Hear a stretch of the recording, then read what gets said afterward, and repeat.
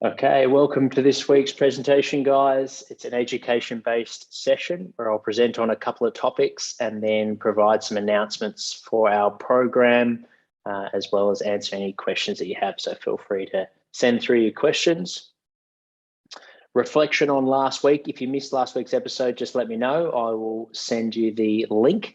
But basically, we discussed the program and the importance of having low, medium, and high days. So easy feel-good sessions are our low days. Medium sessions where we're focusing on getting in some good training low, but we're not pushing maximally, or we're not, running too far or doing maximal sprints. It's a medium session. And then the importance of high days where we're pushing your thresholds, whether it be sprinting at max effort, doing hard accelerations, change of direction, or maybe you're getting game loads out with your threshold work, so 10K sessions and so forth. So important that we've got a balance of all three. They all complement each other. The low sessions are really, really good for building your running technique and your rhythm and focusing on things like breathing and how you're striking the ground with your foot contacts. The medium days are a day where it's not too mentally taxing. And it's a good opportunity to focus on your technique while getting in some good quality training sessions. So I'd say majority of our sessions in pre-season are sort of at the medium level. And then our high days, we might do them once a week, once every fortnight. They're the days that we want to mentally approach them like your game day in pre-season. So we're making sure that we're going into those sessions with no distractions. They're on a day that you've prioritized your training more than anything else. So whether it be you're working part-time, working full-time, studying, whatever it might be, the time slot that your main session is happening for that week is your number one priority for that day, because you really regard your training that highly, and you know that we're not doing high days every day. This also allows the body to adequately recover and handle those high training days. So we don't want to be training maximally every day because it's not sustainable. And what ends up happening is all your sessions end up becoming medium days anyway. We never actually get low sessions, or we never really get the high sessions. You end up just doing moderation the whole time, which doesn't allow you to improve your qualities as well as a balanced approach where we have low days, deliberate, easy, feel-good days where you leave feeling like you've got more left in the tank, some moderate sessions where we do most of our sessions, and then those high sessions really, really push yourself and see what you can do that day. The other topic that we presented on was your 2K time trial and understanding what type of athlete you are. You're more a power-based athlete that might not do so well with going out hard for your first lap and trying to hold on with your more grinders, aerobic-based athletes. So for the power-based athletes, you're probably going to do better by starting quite easy and making sure that every lap is a little bit quicker. So you've got room left in the tank to finish your last lap being your fastest lap. So you're timing your run, so to speak. And then the aerobic athletes, the opposite guys, the guys that love long distance running, and you've got a good tank. For you might not have the speed of the power athletes. So you'll do better at going out relatively hard and holding on for the first. So every lap counts, and you want to make sure you're working just underneath your max effort for all the laps, because you've got good confidence in your ability to repeat that intensity.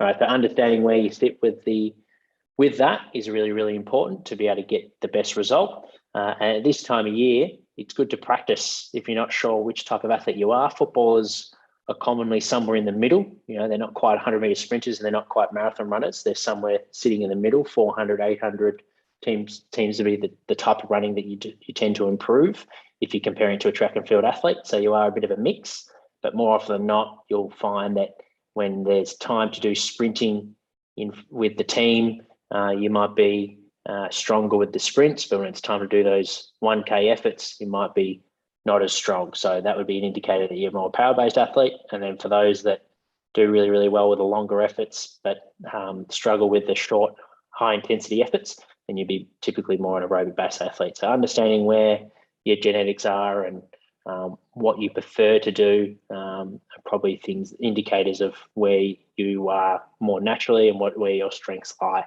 And that's the strategy you want going into game day to make sure you get the best performance. This is a visual that we'll look at over the pre-season. It's to just a nice visual to indicate how it is a long road throughout the pre-season and the season campaign. So really important that we think of it like a long distance effort. It's not about quick wins. It's about preparing yourself for wins later on. At the top of the mountain would be September of a footy campaign. And right now we're right at the start, just climbing the mountain. So we're all about preparing ourselves for those future wins when we want to win, which is number one, getting your team into top 4 so you can perform well in finals, and then ultimately trying to give yourself that best chance to make grand final. And that's making sure that we're timing our run. We're in good peak fitness where we need to be, which is at the end of the year. And we're a long way away from that. So it's a matter of getting small steps, learning some things, experimenting with some things this time of year, finding out what works for you. What's your best form of recovery? So in season, you can find that routine and you've got a few different options. So if it was a contested game and your body's really sore from the crash and bash, you know that ice baths might be really effective for reducing your swelling and reducing the inflammation from those big hits. And then equally, if you've had a big running session, you know that stretching might be a really effective way for you to relax the body and focusing on your breathing and doing flexibility, yoga-based sessions is a really good way to allow your legs to feel better for the next session. So understanding what successful recovery looks like for you, and then therefore you can apply that depending on what the game was like on the weekend. Was it a big, huge ground, nice sunny weather where you ran big distances and therefore your legs are heavy, or was it more wet weather footy where your body was sore from all the contacts? So your recovery should change, and experimenting with different things at this time of year is a good time. So then come into the season, you know what early recovery looks like. So then you can get a good quality session out leading into the main session of the week, which would be typically Thursday. What does it look like for Thursday? How are you hydrating? How are you eating on that day to fuel your training to ensure that you get good preparation for that week's training session? That will lead into good performance on your game day. And then what do you do the day before a game? Are you someone that prefers to stay away from footy, not watch any football, go for a walk the dog, maybe do some things like go for a surf or play golf, things to get your mind off the game? Or are you someone that likes to go for a bit of a run, use your body? Or are you someone that's just a footy fanatic and loves to watch Friday night football and study the game and think about how you're going to play the next day? So understanding your mental preparation, your physical preparation is really, really important. And now's a really good time to experiment these things and use the coaches at Feel Like a Pro to help you. All right, so part of today's presentation is around the importance of focusing on not doing the quick wins, the easy wins, but actually focusing on the hard work to help you win later. So sometimes the quick wins are easy. They're generally in your comfort zone. They might help you feel good now, but they're not going to help you be the best that you can be later on. All right, and a good quote from Muhammad Ali would be, "I hated every minute of training, but I said, don't quit, suffer now, and live the rest of your life as a champion." So that's a good quote relevant to this topic, where although he didn't love training because he was pushing himself and working himself so hard, but he was doing it to allow himself to live the rest of his life as a champion. He was looking after his future self. And that's what hard work looks like. So people talk about hard work all the time.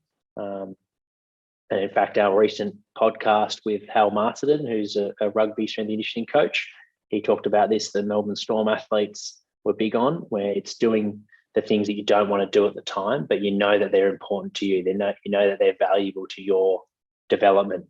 And once you understand what's relevant to you, whether that feels good or not, the emotions that come with that should be irrelevant. It's just doing the best that you can on that day. And that's what hard work is. And that's what we want to try and focus on, is first understanding what's important to you to better your strengths, but also to better your weaknesses. And once you understand those things, it's doing them consistently over time. So in the future, you're better at those activities. Whereas if we focus only on the things that feel good and the emotional things that we like to do, which tend to be our strengths, the quick wins, we're not going to get better. And a good example of that might be next year you're thinking about playing for a football team and maybe you're starting to get that age of under 16s where it's starting to get pretty serious and you want to play your best football, and you might have a dream to play in the AFL, or it might be just to play at the highest level you can be. Are you going to play with your mates, or are you going to choose to play in the best team that maybe a coach has recommended you play for, or your family's recommended you play for, or even some of your teammates have recommended that you should play in that team because that environment is more conducive to your level of football and it's going to allow you to get better? Where the easy, quick win would be to stick with your comfort zone, stick with your mates, and continue to play in that team. And that's not to say that high-performing teams, if your mates are in those high-performance teams and it's the best team that you can play in for your development, then of course stick with that team. But if you're playing in a lower level because your mates are there, you've got to ask yourself, is that the best team, best environment that you can be playing in to reach your goals, which is where you want to go. And if it is to play at the highest level, then you need to play at the highest level now.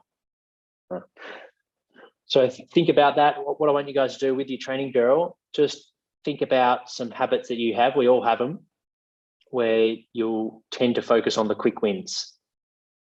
Maybe nutrition would be an easy example. Rather than having a healthy snack, you pick an easy snack, all right? And it feels good at the time, but you know it's not going to help you win later. It's not going to help your goals. So write down some things that pop up into your mind. What are some things that you do that are quick wins? And what could you do differently to help you achieve your goals? I'll give you guys 1 minute just to go through that exercise. It's really important to write these things down. Don't use the keypad on your computer or your phone.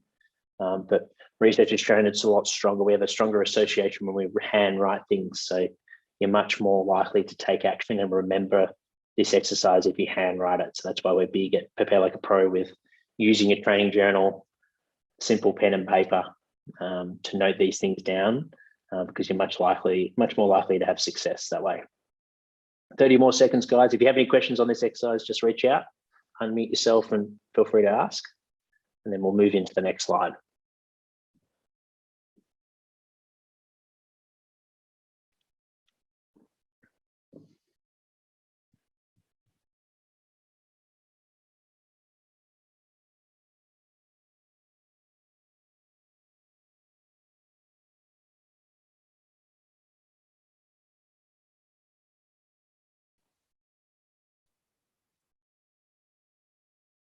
Okay, moving on. Next one, on that note of hard work, we're starting to get to the point now where we want to start ramping up our training loads. So there will be some bigger sessions over the next couple of weeks. For some of you that just joined our program, you'll notice your training program will be relatively easy. That's just because we're building up your body. And for some of you that have started your preseason a little bit earlier, you'll notice now we're having a main session of the week. So those high sessions have already started for you. But hard work pays dividends when we do it consistently. So now that we know what hard work looks like, it's doing the things that we might not feel like doing, but we know we do them anyway because we know they're important for our future self to win later. We want to make sure that we do those at a consistent basis. And when we do them consistently, that's when it pays dividends. So sometimes our motivation will drop because we do the hard work, we do it for a couple of weeks, but we don't get immediate results. We don't get that immediate feedback of maybe getting better at that task. Stick with it. Trust that hard work will give back. And when it does give back, it may surprise you how much it gives back when you stick at it. All right, so it might not be immediate, might not be a couple of weeks, might take a couple of months, might even take, depending on the level that you're at, it might take a couple of years to get significantly better at that thing. But stick at it, that's the key. Make sure that you stick at it, focus on the hard work, focus on the things that you need to do to get better at that activity and do it consistently to be able to get those results. This is typically the time of year where it can be a bit of a danger period for footballers. And that, particularly not for guys on the Prepare Like a Pro program, because you guys have structure, but for people that maybe your friends that haven't got a program at the moment or they don't have a coach helping them out, it's a time that you can not do any work and let it slip until you get back to your football training. And that's where training's easy because you're doing it with all your mates, you're doing it with your team. There's no apart from getting to training session, there's not a real internal motivation required. Where right now there's a lot of focus on getting the training done on your own, right? So you're doing a lot of the sessions on your own, even if you're following a program or not. You've got to motivate yourself to get that work done. Okay, so it's a lot harder to do the work now. The reason that it's so important is when the football club starts back at training, you can focus on the football.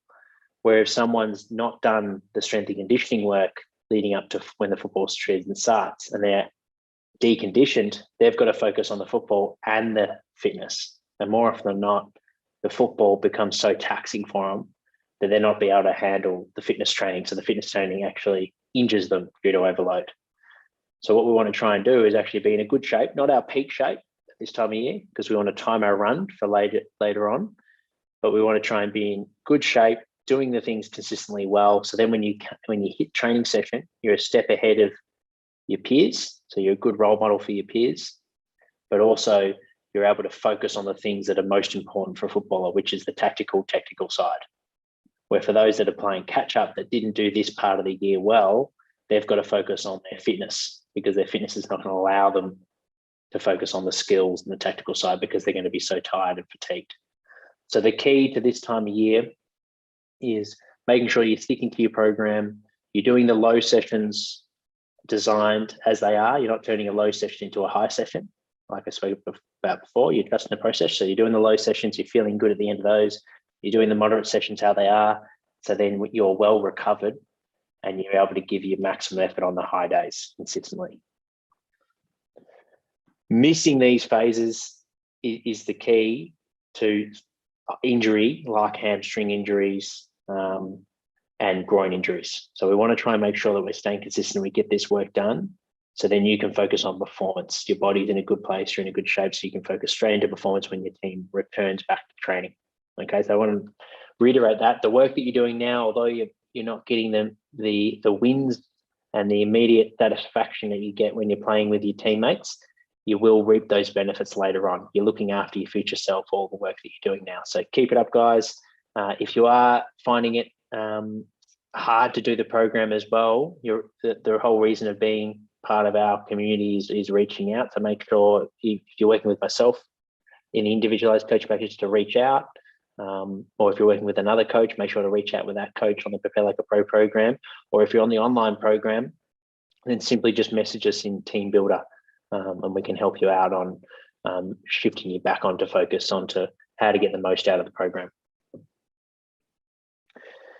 All right, that's the presentation for this week, guys. So it's just some updates about everything that's going on. We've got a weekly coach and athlete check-in form that I emailed out to you this morning. Please fill that out anytime on a Sunday, as all the coaches that you're working with. So if you're on the 8-week high performance program with Nilesh and myself, Nilesh and I will look at that program. If you're on the online program, then I look at all those. And then if you're working with any Prepare Like a Pro coach individually, that individual coach will look at your feedback form. But there's two purposes to that feedback form. One, for the coach to stay connected to your progress, and it's a good touch point to create some conversation. But the other is for you guys to reflect on how your week went, and what are some areas that went well and what are some areas that you may improve on and need to focus on for next week. So really important that we reflect. If things that we reflect, we can then change the course of which way we're heading before it becomes a problem. All right, so reflection is really, really important in high performance. Our program will start to really ramp up the next couple of weeks. So make sure that you're sleeping well, you're fueling your training with good food and hydration. And a lot of athletes are starting to ask about supplements. So a quick little, our philosophy with supplements is if you're under 18, there's not a real high need for it. So I'd save your money or save your parents' money, focus on good quality food. If you're above 18, then it's all about making sure you have batch tested supplements. Like Musashi is a good brand because it's generally batch tested, and you can see if it's batch tested on the back of the label. And that's really, really important because athletes have been banned, especially footballers have been banned for using pre-workouts and those sort of things that aren't batch tested. And all batch tested means is it's been certified to have the ingredients that it says it has.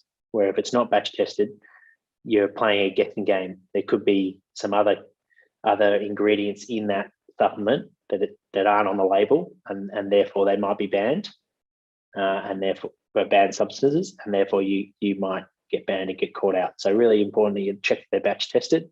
In terms of the basics of supplements to help out your development, protein powder, whether you use a dairy one like whey, or if you're vegan or vegetarian, or whey protein doesn't agree with your digestive system, then a pea protein or a rice protein can be a good option. And they're not to replace a meal, but they're actually to have around your training session. So maybe you're, as we know with nutrition, like protein is important for lean muscle mass. Let's say you know that for the next 4 hours, you're not going to be able to have a meal and you want to fit a training session in, you bring your protein powder with your shaker and you're able to have that.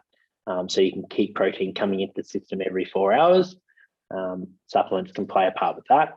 In terms of creatine, the key with creatine is that you have a 8-week block that you cycle creatine on, and then you have at least 4 weeks off creatine. So I tend to recommend footballers having creatine in January, February, or February, March, because that's the time where we'll be doing your highest training loads.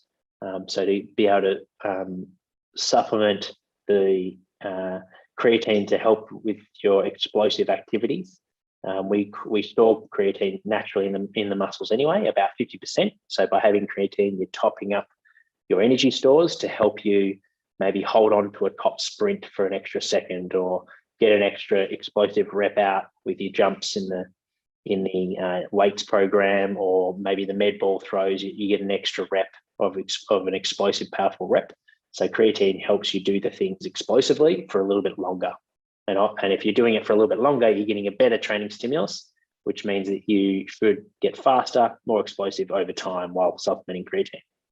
The key with it is that by supplementing creatine, the body will bring more water into the muscles. So there's a high chance that you could get dehydrated if you don't drink more water while on creatine. And that's where you'll get the adverse effects usually with being dehydrated, not from the supplement itself. So really important, if you are looking to use creatine, or you've used creatine before, don't just use it year round.